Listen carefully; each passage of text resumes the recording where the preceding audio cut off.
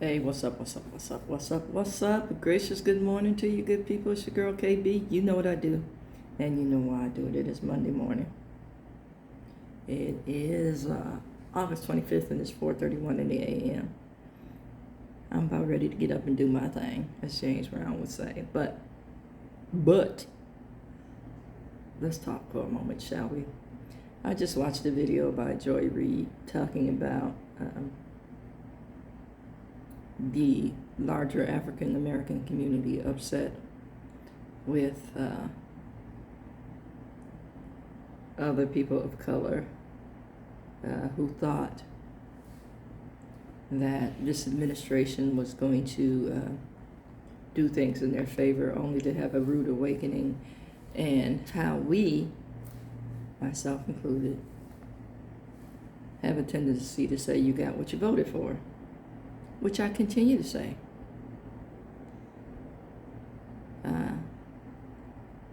Now I say it because that's exactly it. You thought that they weren't coming for you when the majority of African American folks tried to tell you.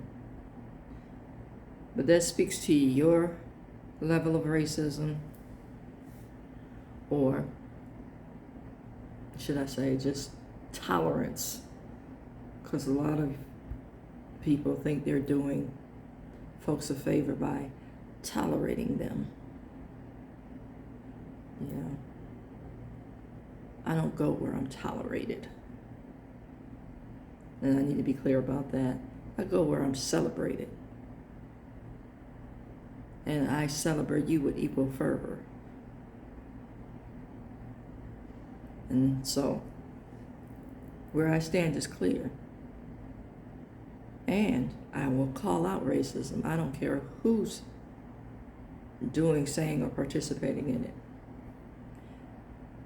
Now, I shared a while back, and I will continue to share, that folks have accused me of being divisive. And I've said, and I will continue to say, I am totally inclusive,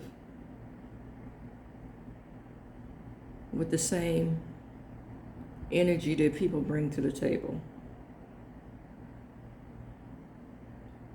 You know, I have friends of all hues, all beliefs, you know. So I need to be clear on that. What I am doing is talking about the differences and talking about the isms built into this society.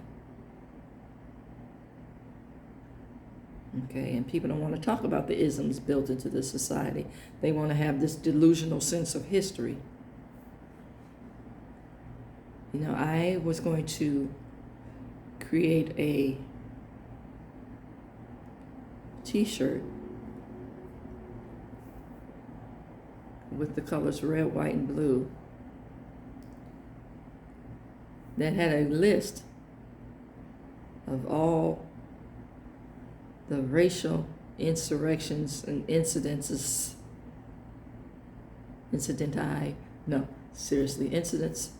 of, you know, upheaval, terrorism, and attempts at further marginalization or disenfranchisement. Pay attention. But I ran out of space on the front of the t-shirt listing just the things done to the African American community. And see, I need to say this as well. Pay attention. The tides shifted in this country when people needed votes, just like we have the thing happening in Georgia right now, gerrymandering, you know what I'm talking about. Gerrymandering. How do you say that? But you know what I'm talking about. The voter boundaries being redrawn, the districts being redrawn. We have that happening right now. But we've had that happening all along with racists. Not racists, the people, but different races. Yeah. Immigrants only became white or white identified when votes and money was involved. See, capitalism is entwined with racism. If you don't believe me, look at the so-called sound walls in our infrastructure, our freeway setups. Yeah, that part. Short story long. I had a conversation with somebody that was relatively young on Friday. And, okay, they're relatively young. They're African American. And they're religious. See, these are all the factors that built into the delusion of we're going to hold hands and sing Kumbaya, or I like to teach the world to sing, and we'll have a good outcome. Psst. Youngster, I don't know what you're learning at home. I don't know what you've embraced as history. But if it ain't happened since 1865, it ain't happening. And what we need to do is build community and safe space among ourselves.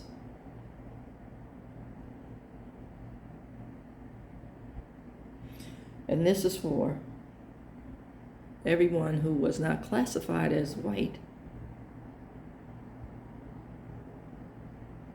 until the height of capitalism started to show its face in this country.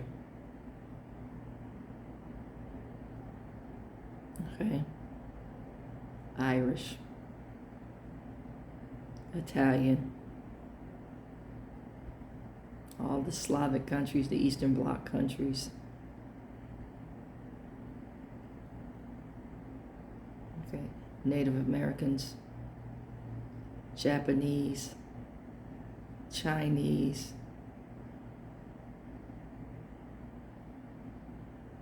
It's time to push back on the foundational white Anglo-Saxon Protestant belief system. That part. See, I want people to pay attention,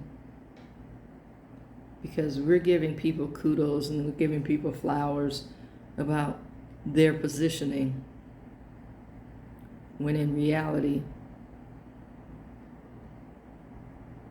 when things get hard, we revert back to our positions of comfort. We become victims, talking about, our fragility. And we rest, or should I say we retreat and rest in entitlement and privilege.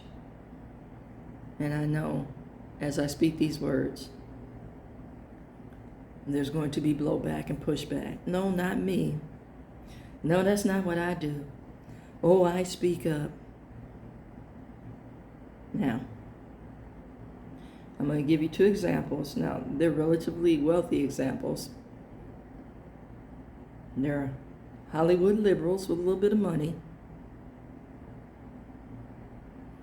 So you're going to say, oh, this is not the real world. It's very much the real world. It's very much people's positioning. Even the people who don't have money still engage in this behavior. So pay attention. Okay, the first two are going to be celebrities. We got Kimmel and we got DeGeneres. Both of which had platforms to talk about what was going on. DeGeneres never really did it. You know, there was this facade of shiny, happy people, as that movie, the name of the movie goes. And then somebody spoke up, and then everybody spoke up. So then we retreat to the place of the birth of WASPism and WASP beliefs. Then we have Kimmel,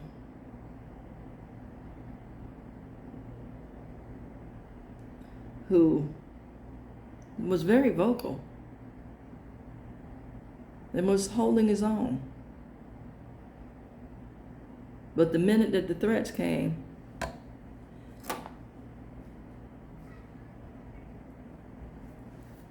oh, I got my passport and I'm seeking dual citizenship.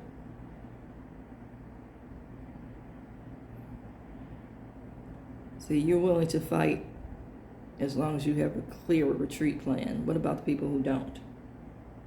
You have the platform to fight.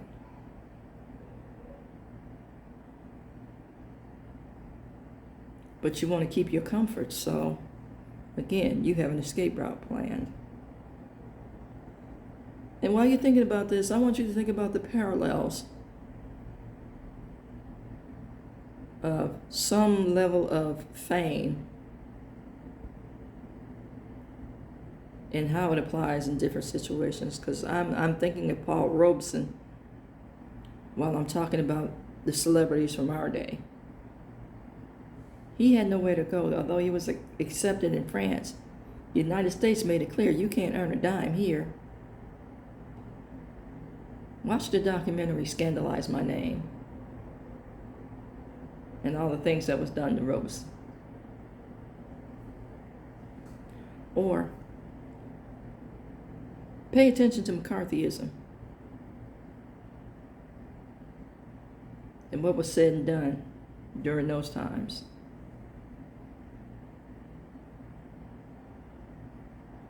See, the minute that black folks were relegated and designated to stay in the ghetto based on the system and how it's set up,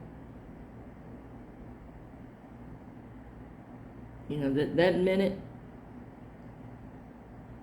determined that we know how to survive. We've survived prior to that,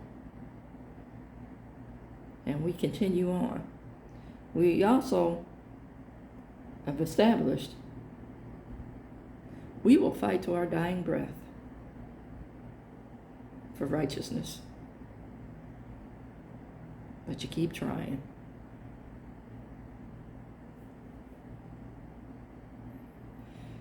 You keep trying. You know, that saying, those who don't learn history are destined to repeat it, or who don't learn from history. You keep trying.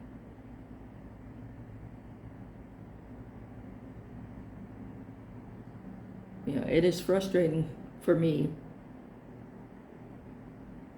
to see and hear young black folks, quote, they, whoever they are, whoever that, you know, they've identified as they, as their source of information and education, instead of looking to their ancestors who paved the way, and to know that if you're waiting on the school system to teach you your history, you will always have a misguided sense of self, because that is part of